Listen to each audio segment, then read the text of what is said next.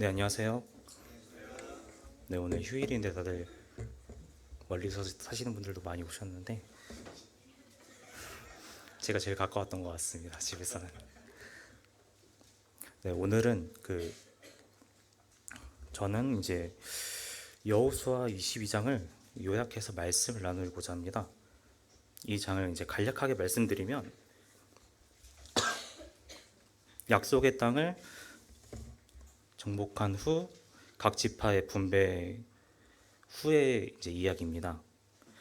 그래서 이제 중심으로 이제 루벤, 갓, 므낫세 반지파는 이제 약속대로 그들의 땅인 동쪽으로 돌아가는 장면을 그리고 있습니다. 하지만 그 과정 가운데 오해가 발생되며 동족 간의 전쟁이 일어날 뻔합니다. 그럼 이제 여호수아 22장을 읽어보면서 더 자세히 들어가 보도록 하겠습니다. 네, 우선 여호수아 22장 1절부터 9절 말씀입니다. 여호수아가 이제 동쪽 지파들에게 이제 전쟁이 끝났으니 이제 각 너희가 허락된 그 소유의 땅으로 돌아가라고 합니다.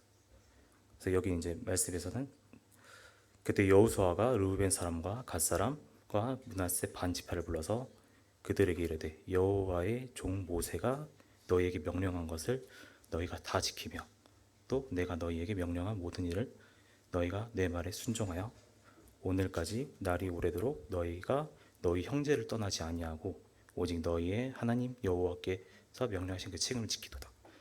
네, 이렇게 이제 그 동쪽 지파들이 여호수아가 동쪽 지파들에게 칭찬을 하면서 이제 그 명령을 다 지켰고 이제 4절부터 이제 다시 돌아가라는 이야기를 합니다. 제가 이거 다 읽으면 너무 시간이 많이 걸릴 것 같아서 간단하게 하겠습니다. 그렇다면 여기서 그 명령들이 무엇인가? 언제 이 말씀들을 했는가를 보면 이제 여호수아 1장 12절부터 18절에 나옵니다.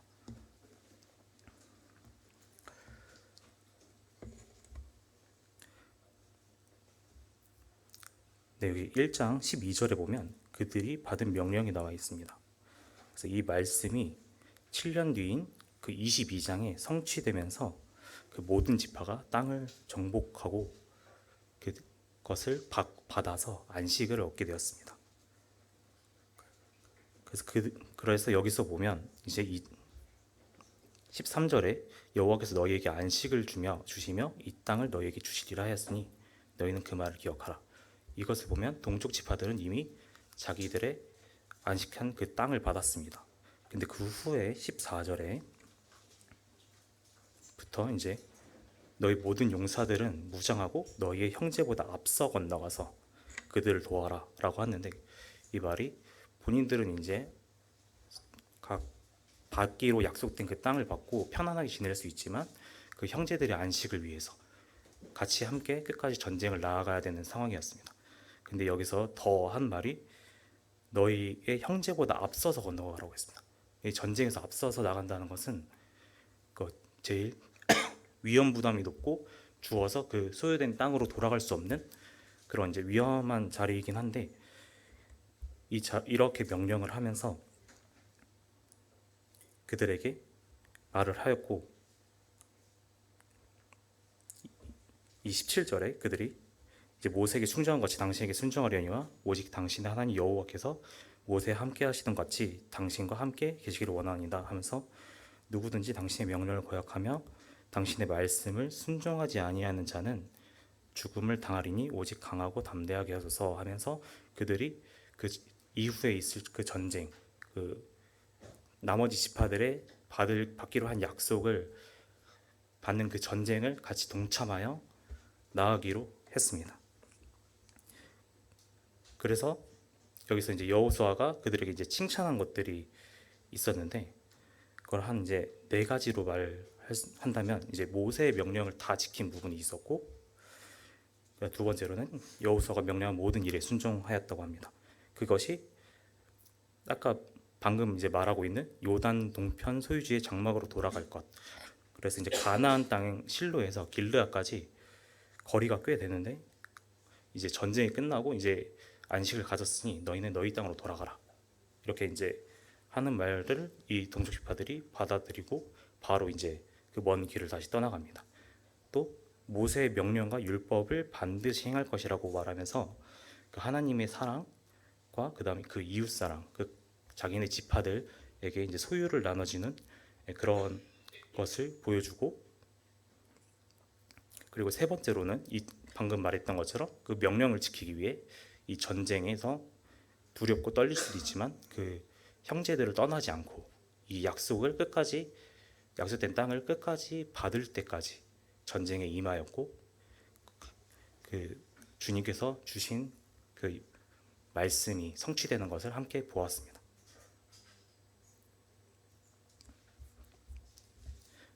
그렇다면 이 모습을 보면서 좀 제가 생각되는 구절이었었는데요. 또 디모데전서 이제 6장 12절에 말씀에서 믿음의 선한 싸움을 싸우라, 영생을 취하라. 이를 위하여 내가 부르심을 받았고 많은 증인 앞에서 선한 증언을 하였도다. 또 디모데후서 2장 3절에 너는 그리스도 예수의 좋은 병사로 나와 함께 고난을 받으라 라고 하면서, 여기서 이제 지금 현재 저한테 이제 적용을 해봤는데, 여기서 저희들도 마찬가지로 주의 자녀가 되었다는 것에 안식하고 있는 것이 아니라 계속해서 그 삶을 살아가는 동안에 그 하나님의 나라를 확장하기 위해서 이 고난을 참고 그 믿음의 선한 싸움을 계속해서 싸우는 주의 병사로 살아가야 된다는 그런 마음이 받았습니다. 네, 여기 지도가 있는데요. 이 지도에서 보시면 이제 요단강이 있는데 죄송합니다. 그 요단강을 기준으로 동편과 서편으로 나누어집니다. 그래서 여기서 이제 9절에 의미심장한 말이 나옵니다. 그 가나안 땅 실로에서 이스라엘 자손을 떠나, 이런 식으로 이제 얘기를 하는데, 여러분들도 아시겠지만 그 사람들이 아무리 친하고 같이 뭔가를 하더라도 물리적인 거리가 좀 떨어지다 보면 그 가운데 이제 좀 소홀해지고, 또 이제 교제를 하는 부분에 이런 부분이 좀 많이 연약해질 수 있습니다. 그래서 이들이 정기적으로 만나지 못하면 이제 그러는 사이에 서로가 오해를 쌓을 수도 있고 또 마음적으로 멀어질 수 있는 그런 상황이었습니다. 그래서 이것을 느낀 그 동쪽 지파들은 그 10절부터 마지막 절까지 나오는 건데, 이 요단가에 제단을 쌓게 됩니다. 그래서 이 지파들이 그 하나님의 여호와께서 주신 명령을 완수하고 각자 받은 땅으로 돌아가고 있을 때 오해의 사건이 되었습니다. 그것은 바로 하나님이 지정해 주신 곳인 실로가 아닌 요단가 이제 서편에 그 제단을 쌓아 올리게 된 것입니다. 대략적으로 보면 여기 지도에서 보면 그 갓지파의 맞은편인 이제 서편 므낫세 땅에 이제 제단을 세웠을 거라는 이야기가 있습니다. 그래서 이 이야기를 들은 이제 다른 지파들, 그 서쪽에 있던 그 가나안 땅에 있던 지파들이 그들이 하나님을 배반하고 하는 이제 범죄를 저질렀다고 오해를 하게 됩니다. 그래서 이제 실로에 그들이 모여서 동편의 지파들과 전쟁을 벌이려고 준비를 하게 됩니다. 근데 그러나 이제 제사장 엘르아살의 아들인 이제 비느하스와 이제 각 지파의 지도자들을 대표로 이제 모아서 사절단처럼 보내게 됩니다. 그래서 대략 89km 떨어진 길르앗으로 보내서 먼저 제단을 쌓은 사유에 대해서 대화를 하게 하였습니다. 여기서 이제 이 비느하스가 왜 나왔나 했더니 그 신학적 이제 순결과 그 배교자 처리에 대해서 열정이 있었다고 합니다. 그래서 이 비느하스가 어디서 나오냐면 민수기 25장에서 나오는데, 그 바알부올 사건이라고 해서 그 하나님께 죄를 저지르고 24,000명 정도가 이제 죽게 되는 그런 사건들이 있는데, 거기에서 직접적으로 그 사람들을 창으로 찔러 죽인 그런 열정이 있는 사람이었습니다. 그리고 그 동쪽에 있는 지파들에게 그들에게 이제 왜 범죄하였냐면서 방금 말했던 부올의 죄악과 그다음 세라의 아들 아간의 범죄를 언급하면서 여호와의 진노를 받았던 사건들을 근거로 직설적으로 책망을 하였습니다. 하며 물었습니다. 그래서 이것은 이제 그저 책망이 아닌 약간 사랑의 근거를 두었다고 하는 부분이 있는데, 그게 이제 19절에 보면 그런데 너희의 소유지가 만일 깨끗하지 아니거든 여호와 성막에 있는 여호와의 소유지로 건너와 우리 중에 소유지를 나누어 가질 것이라 이니라. 오직 우리 하나님 여호와의 제단 외에 다른 제단을 쌓음으로 여호와를 거역하지 말며 우리에게도 거역하지 말라. 이처럼 이제 너희 땅에 만약에 좀 거룩하지 않은 부분들이 있으면, 깨끗하지 않은 부분들이 있으면 너희가 동쪽으로 와라. 그렇다면 우리 소유를 다시 나눠서 이제 너희에게 주겠다. 이런 이제 얘기까지 하게 됩니다. 그렇다면 여기서 나온 이제 부활의 제약이 무엇이냐 찾아봤는데, 민수기 이제 25장 1절에서 이제 9절인데, 이 사건은 이제 이스라엘 백성이 가나안 땅에 들어가기 전에 모압 평지에서 일어난 일로 모압 여자들과 음행을 하고 그들을 통해 모압 신인 바알부호를 섬기며 우상 숭배에 빠졌던 사건입니다. 그래서 이로 인해서 하나님의 진노가 임해서 많은 이스라엘 백성들이 죽임을 당하였고, 하나님 이 죄로 인해서 이스라엘을 심판해서 그 결과로 아까 말했던 24,000명이 죽었습니다.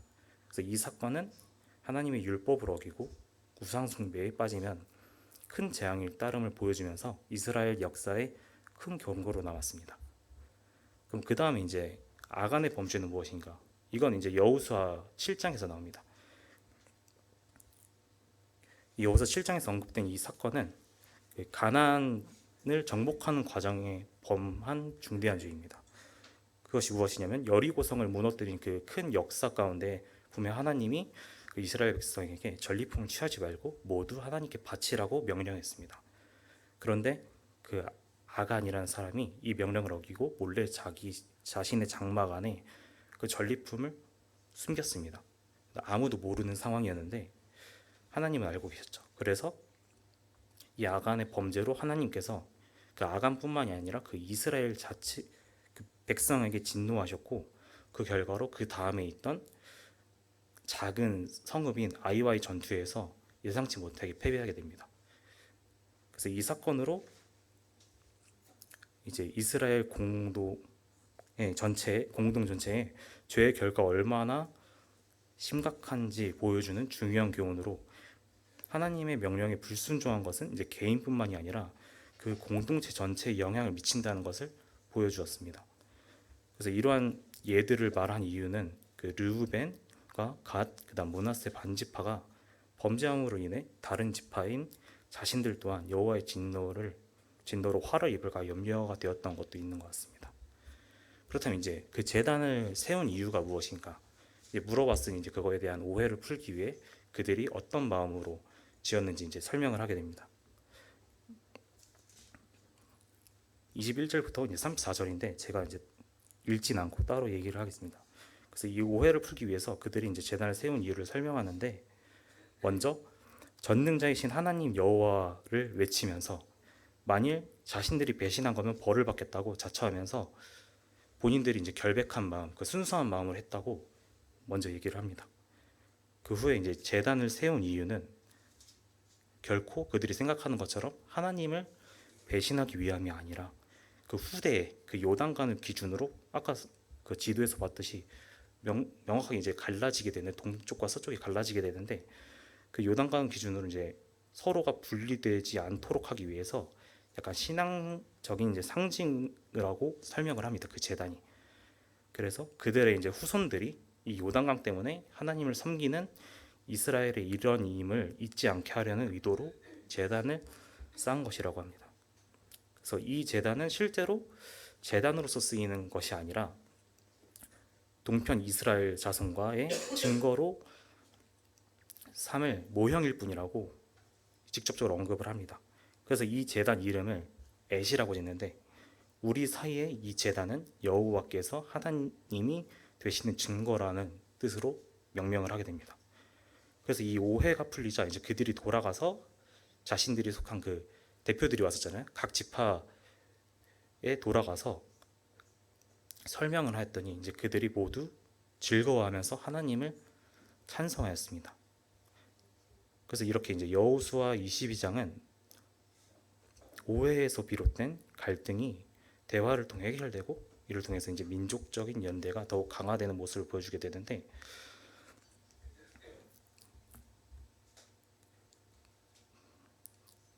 이 동쪽 편에 있는 사람들이 좀 많이 걱정이 됐었나 봐요. 이 요단강으로 인해서 지금은 현재 자기네들이 돕고 하나님의 일에 같이 함께 하였는데, 이제 물리적으로 떨어지다 보니까 이 요단강이라는 것 때문에 이제 서로 교류하는 부분이 이게 어려웠을 거고, 그 후대에 지금 이 일들을 알지 못하는 그 후손들이 이것을 기억하지 못할까봐.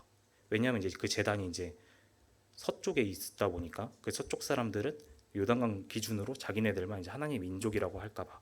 그러다 보면 이제 동쪽에 있는 사람들은 자기네들은 그 하나님의 그 축복에서 벗어나고 난 사람인 줄, 그리고 또 그러한 하나님을 자기네들의 민족적인 그 여호와 주라고 하는 것을 잊을까봐, 그 걱정되는 것에 의해서 그 제단을 똑같이 모형으로 만들었다고 합니다.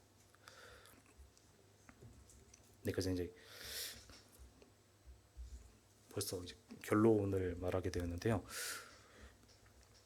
그래서 이것들을 보면서 많이 좀 생각되는 게, 초반에 그 같이 정복을 하고 땅을 나누었을 때 당시에 같은 형제로서 기뻐하고, 그 동쪽 편에 있는 사람들한테 축복과 그리고 그 전리품들을 나눠주면서 서로 사랑으로 이제 떠나보내게 된 장면이 있었습니다.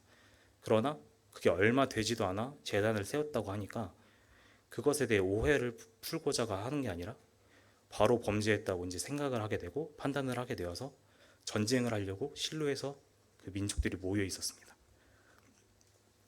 그래서 이런 것들을 보면서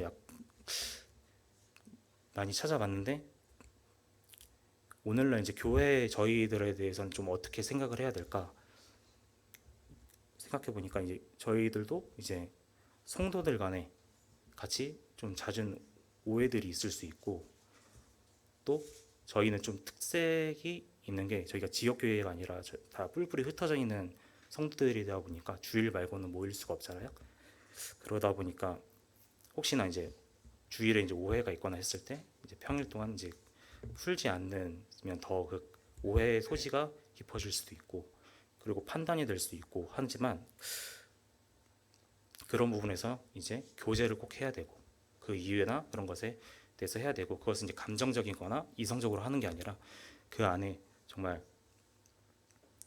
저희는 이제 하나 된 각자 안에 있는 성령님으로 그들을 대해야 되고, 막상 이제 책망을 막 하는 게 아니라 책망하는 부분에서도 조심스럽게 그게 확실한지, 오해가 더 깊어지지 않게 잘 확인해 보고, 그리고 얘기할 때도 그저 이제 이론적인 이성적인 그게 아니라 말씀 안으로 기반으로 해서 그 안에서 정말 성령님께 그 말을 하는 부분에 있어서 많이 의지를 하고 해야 됩니다. 그래서 다시 한번 이제 결론을 하면, 이제 전쟁이 끝나고 이제 돌아갈 때까지만 해도 서로 아까 전에 이제 격려하고 보내줬는데, 재단에 쌓자마자 바로 오해하고 전쟁을 준비하는 과정이 있었잖아요.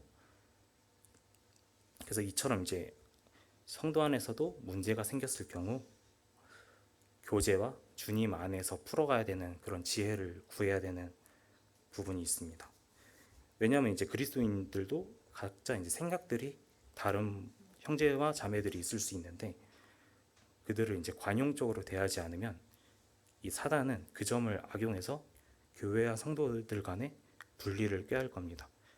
그렇기 때문에 우리는 같은 형제 자매고 한 민족인 이스라엘처럼 주님 안에서 공통되게 생각을 해야 되고, 꼭 주님을 중심적으로 해서 모든 이제 문제와 오해를 해결하면서 더욱더 하나된, 연합된, 이처럼 동과 서가 멀리 떨어져 있어도 같은 제단에서 하나님을 영광을 바라며 찬양과 경배를 드리는 그러한 이제 연합된 이제 성도로서 살아가야 될 것 같다고 생각되었습니다. 네, 이상 말씀 마치겠습니다.